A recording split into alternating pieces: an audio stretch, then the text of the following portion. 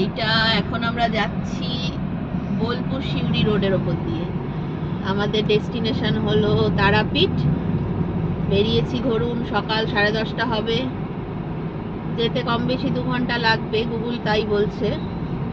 দেখা যাক কখন পৌঁছই।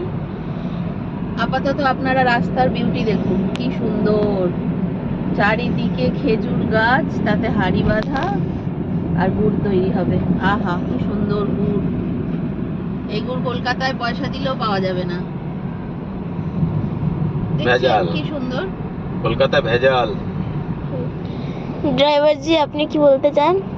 আমি বলতে চাইছি যে একটু কম রস খাও, একটু কম রস। আজকে সকালে আমি 2 গ্লাস রস খেয়েছি, আর তার আগের দিন 5 গ্লাস, আর তার আগের দিন 3 গ্লাস খেয়েছি। হ্যাঁ 5 গ্লাস খেয়েছে, আমারটাও খেয়েছে। আর একটু পরে গেছিলাম আরেকবার, যদি একটু তাড়ি পাওয়া যায় খেতে, দেখলাম না গাড়ি চালাতে হবে অনেকক্ষণ, তাই তাড়ি খেলাম না। দেখুন দেখুন সামনের রাস্তাটা একবার দেখুন, কি সুন্দর।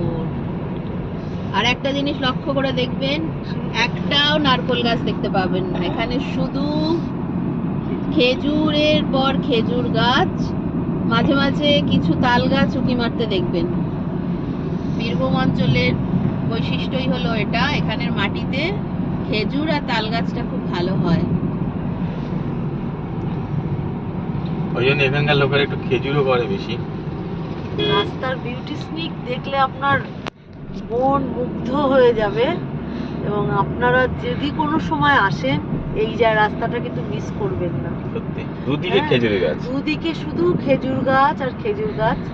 এবং আমরা যে যাচ্ছি, আমরা সবাই মিলে গল্প করতে করতে মনের আনন্দে আমরা এখান থেকে যাচ্ছি। একদম তাড়াহুড়ো কিছু নেই।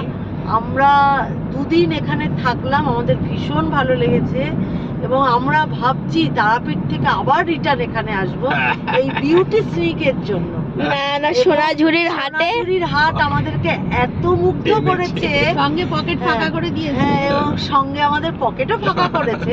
ঠিক আছে, আমরা হয়তো 6 মাস 1 বছর ঘুরতে যাব না, কিন্তু এই জিনিসটা উপভোগ করতে পারবো না বলে আমরা আবার ভাবছি আসবো।